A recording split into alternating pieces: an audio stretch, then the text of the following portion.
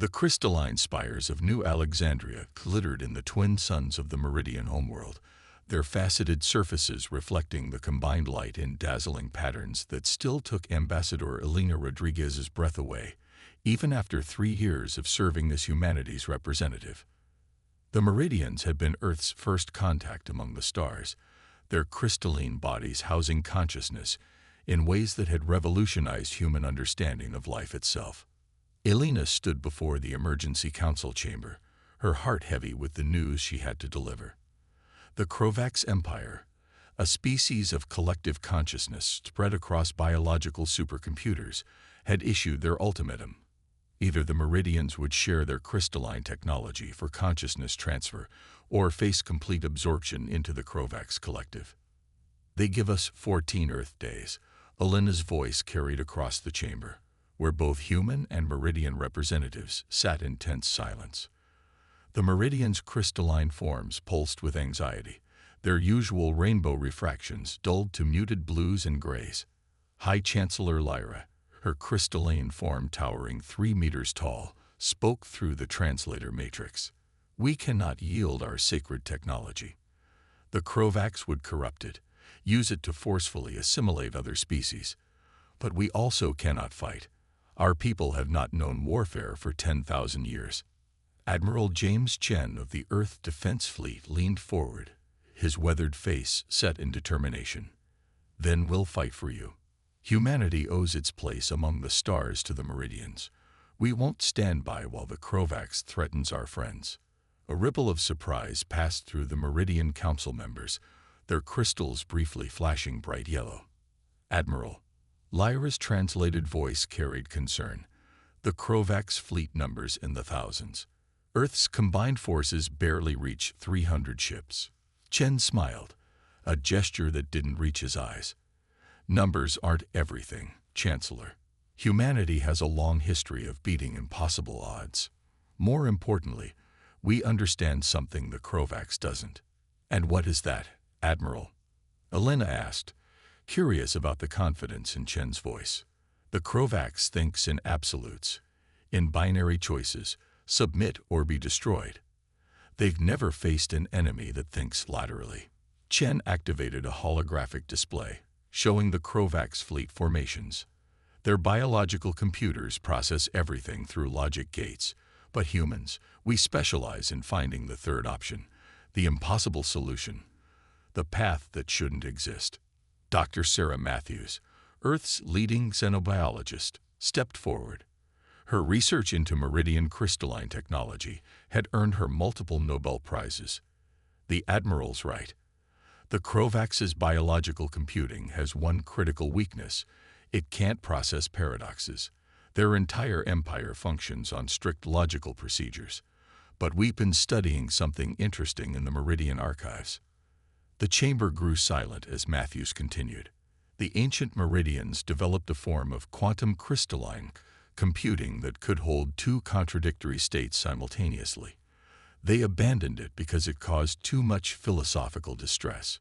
But if we could adapt it, we could create a weapon that doesn't destroy the Krovax ships," Chen finished, "but instead crashes their biological computers with unsolvable paradoxes." Elena felt hope rising in her chest. "Chancellor Lyra, would you be willing to share this specific research with us? Not the consciousness transfer technology the Krovax wants, but this abandoned quantum computing project." The crystalline being's surface rippled with thoughtful patterns. "To use our past failures as a shield for our future. There is poetry in this solution. Yes, Ambassador, we will share this knowledge." The next 10 days became a blur of activity. While the Earth Defense Fleet positioned itself in key defensive positions around Meridian space, Dr. Matthews and her team worked tirelessly with Meridian scientists to develop what they called the paradox pulse, a quantum signal that would force Krovax biological computers to try processing impossible equations. They had no way to test it at full scale.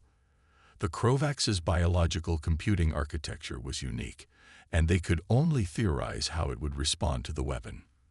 But as Admiral Chen said during the final briefing, "Sometimes you have to roll a hard 6." As the deadline approached, Alina stood on the bridge of the EDF flagship Humanity's Pride, watching the massive Krovax fleet emerge from faster-than-light travel. Their ships were organic mechanical hybrids, looking like massive neural networks given physical form. The Krovax's message was simple: submit or be absorbed. Admiral Chen's response was equally brief: we choose option 3. The paradox pulse activated, broadcasting across all Krovax frequencies. For a moment, nothing seemed to happen. Then, one by one, the massive ships began to drift, their biological computers trapped in endless loops trying to process equations that could have no solution. What followed wasn't a battle. It was a systematic shutdown of the most powerful fleet in known space. Without their biological computers, the Krovax ships were little more than drifting metal. Not a single shot was fired. As Alina watched the Krovax fleet hanging powerless in space, she was reminded of an old human saying: "The pen is mightier than the sword." Today, humanity had proven that the mind could be mightier than the mightiest armada. The aftermath of the paradox pulse left the Earth Defense Fleet facing an unprecedented challenge. 3,000 disabled Krovax vessels, each containing thousands of dormant biological processors that were effectively the Empire's citizens. Admiral Chen stood at the tactical display, studying the field of dead ships with Dr. Matthews and Ambassador Rodriguez. "We didn't just disable their ships," Matthews explained, her fingers dancing across holographic data streams. "We've essentially induced a civilization-wide coma. The Krovax consciousness is trapped in recursive loops, unable to process its way out of the paradox." Alina felt the weight of that responsibility settle on her shoulders. "So we've won the battle, but at what cost? We can't just leave them like this." "No," Chen agreed, his expression grim. "But we also can't risk them returning to their original state. The Empire would just come back stronger, having learned from this defeat." The solution came from an unexpected source. Junior Lieutenant Priya Patel, a recent graduate of the Earth Defense Academy, had been studying meridian crystal harmonics as a hobby. She requested an emergency audience with the command staff, her young face flushed with excitement. "The Krovax biological processors work on frequencies similar to meridian crystal harmonics," she explained, projecting her calculations. "We could use modified meridian resonance patterns to gradually wake them up, but in a way that fundamentally alters their processing patterns." Matthews leaned forward, intrigued. "You're suggesting we could change how they think?" "Not exactly," Priya clarified. "More like giving them the ability to think differently. Right now, their biological computers can only process in absolutes. But if we introduce meridian harmonic patterns during their reboot sequence, we could give them the ability to process quantum uncertainty, like upgrading their operating system." The implications were staggering. They weren't just looking at ending a conflict. They were considering fundamentally changing an entire civilization. The ethical debates raged for days among the human and meridian leadership. High Chancellor Lyra provided the perspective that finally swayed the decision. "When our ancestors developed consciousness transfer technology, they changed who we were as a species. It was not forced upon us. It was a gift that we chose to accept. We should offer the Krovax the same choice." The plan was set in motion. Earth's engineers worked alongside meridian crystal shapers to modify the quantum harmonics technology. They would wake one Krovax ship at a time, offering each vessel's consciousness a choice: remain in their current state of pure binary processing, or accept an upgrade that would allow them to process quantum uncertainty. The first test came 3 days later. They selected a smaller Krovax vessel, carefully introducing the modified harmonic frequencies. The ship's biological processors began to activate, but differently than before.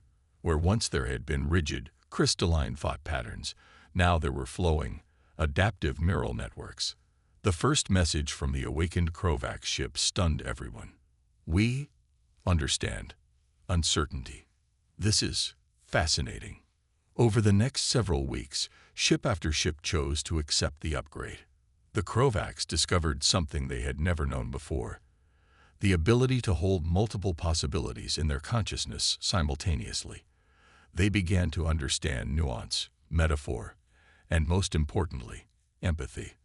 The process wasn't without its challenges. Some ships initially rejected the change, preferring their original state of binary certainty.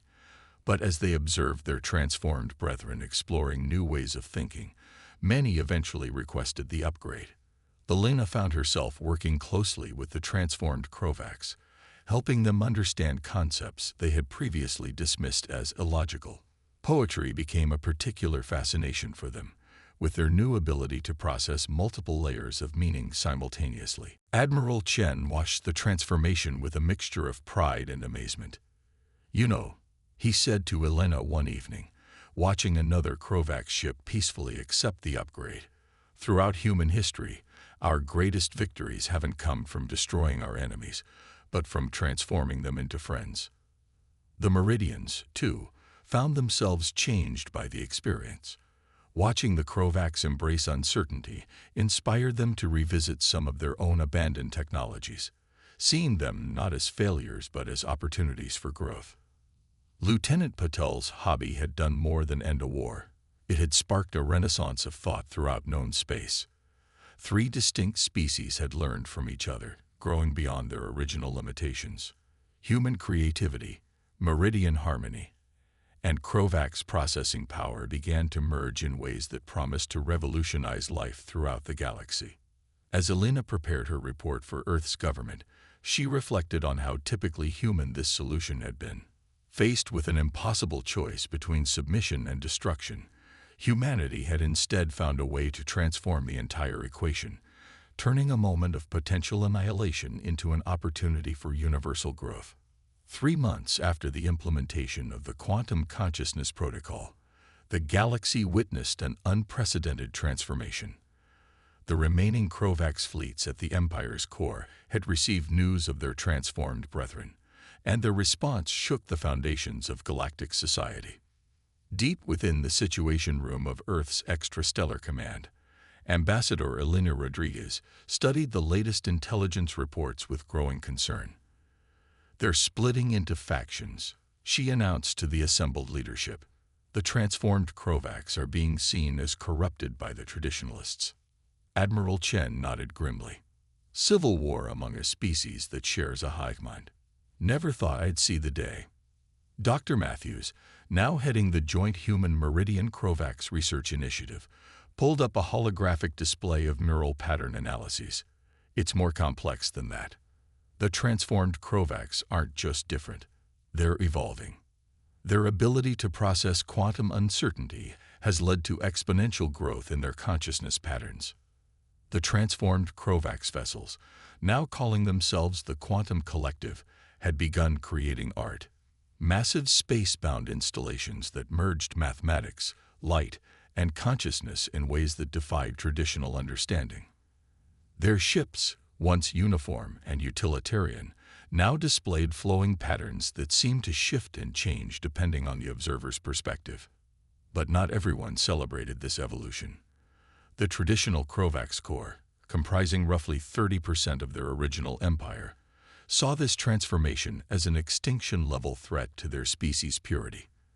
They began mobilizing their forces not just against their transformed brethren, but against humanity and the Meridians as well. Lieutenant Patel, recently promoted to head of Sanicultural Integration, brought forward an unexpected solution. The traditionalists keep attacking because they can only see this as a binary choice, purity or corruption. But what if we could show them something in between? She demonstrated a modified version of the Quantum Consciousness Protocol, one that allowed for gradual adaptation rather than immediate transformation. We let them dip their toes in the water instead of pushing them into the deep end. The Meridian High Chancellor Lyra, whose own species had been studying the transformed Krovacs with fascination, supported the proposal. Change should be a choice, not a mandate. This is the wisdom humanity brought to our galaxy, the understanding that progress comes not through force, but through opportunity. The implementation of this new approach required something humans had in abundance: patience. Earth's diplomats worked alongside the quantum collective to reach out to traditional Krovax worlds, offering them the chance to experience limited quantum processing without committing to full transformation. The results were subtle at first.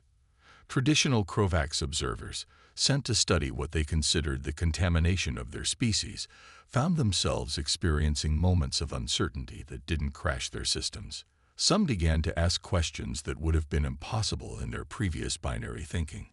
What if purity wasn't absolute? What if change itself was a form of preservation? The breakthrough came during a joint artistic performance between human musicians, meridian crystal singers, and quantum collective processors. The traditional Krovax observers experienced something entirely new, harmony arising from difference. Their rigid logical systems encountered something that was simultaneously orderly and chaotic, structured and free. One by one, traditional Krovax ships began requesting the graduated protocol, not to transform completely, but to expand their understanding. The civil war that had seemed inevitable began to dissolve into a spectrum of consciousness types, each finding its own balance between certainty and possibility. Admiral Chen, watching another traditional Krovax vessel peacefully accept the graduated protocol, turned to Elena.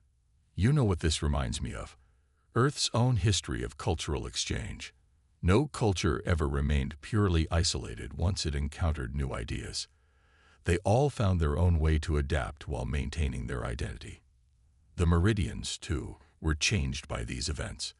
Their crystalline forms began incorporating new patterns inspired by both human creativity and Krovax processing efficiency. A new form of art emerged, living crystal sculptures that could process quantum calculations while expressing emotional resonance. Dr. Matthews documented these changes with increasing excitement. "We're witnessing the birth of something entirely new," she explained during a conference that was simultaneously broadcast to human, meridian, and all variations of Krovax audiences. Not just new technologies or new forms of consciousness, but new ways of being that arise from the space between our differences. The galaxy was learning what humanity had discovered centuries ago on Earth. That strength lies not in uniformity, but in diversity, not in purity, but in adaptation, not in certainty, but in the courage to embrace the unknown. The traditional warriors of the Krovax were becoming philosophers, the peace-loving meridians were becoming innovators, and humanity was once again proving that its greatest power lay in bringing people together.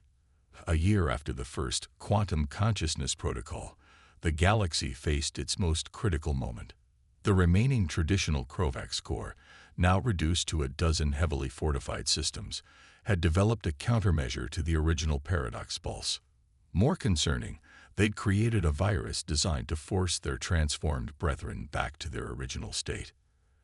Admiral Chen stood aboard humanity's pride, watching the tactical display where red dots indicated the traditional Krovax battle fleet advancing toward the joint human meridian quantum collective defense line.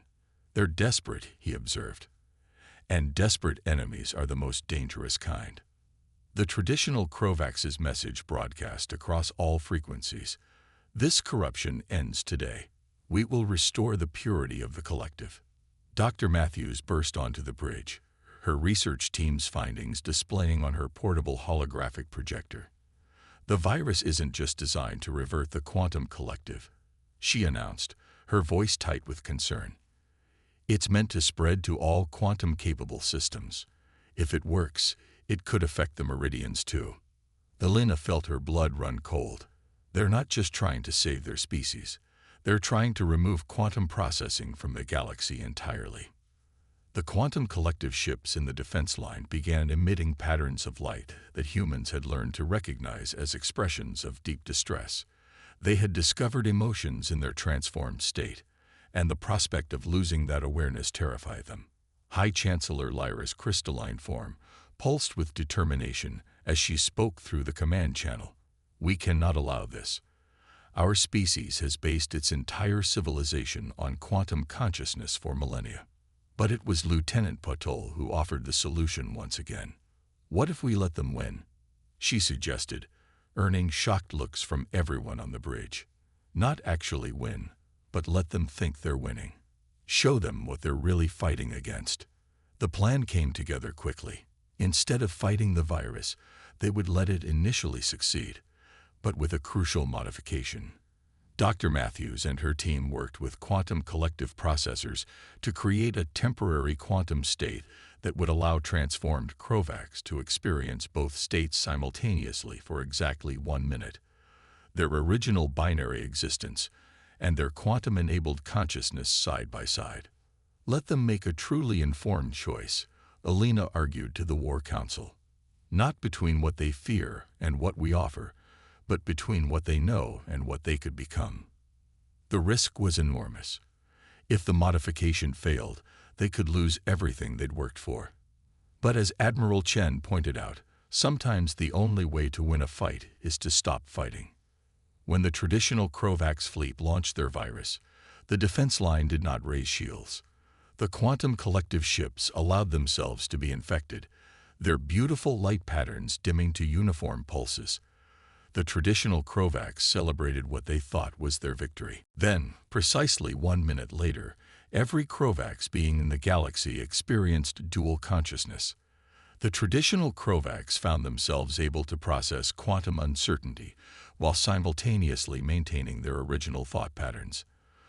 For 60 seconds, they weren't choosing between two states of being. They were experiencing both. The effect was profound. Ship after ship in the traditional fleet went silent as their crews processed this new reality. When communications resumed, the questions began. Not demands or threats, but genuine inquiries about the nature of consciousness, identity, and change. The battle that was supposed to determine the fate of galactic civilization never happened. Instead, the galaxy witnessed something unprecedented. An entire civilization choosing its own path forward, not through conflict, but through understanding. Some traditional Krovacs chose to remain in their original state, but now with the knowledge of what they were choosing. Others opted for varying degrees of quantum integration, creating a spectrum of consciousness types that enriched their civilization in ways they had never imagined possible. Admiral Chen, watching the traditional Krovacs fleet peacefully integrate with the defense line, turned to Alina. "You know what the truly human thing about all this was?" he asked. "What's that?" "We won by refusing to accept that we had to win. By choosing to understand rather than overcome." He smiled. "Humanity's greatest strength has always been our ability to turn enemies into friends by helping them understand themselves." The Meridians and the various forms of Krovacs consciousness began working together on projects that would have been impossible before. The galaxy was entering a new age of collaboration and innovation, sparked by humanity's insistence that there was always another way, always another choice, always another possibility to explore. 5 years after the breaking point, Ambassador Elena Rodriguez stood in the newly constructed Galactic Harmony Center on Earth, watching representatives from dozens of species gather for the first Consciousness Congress.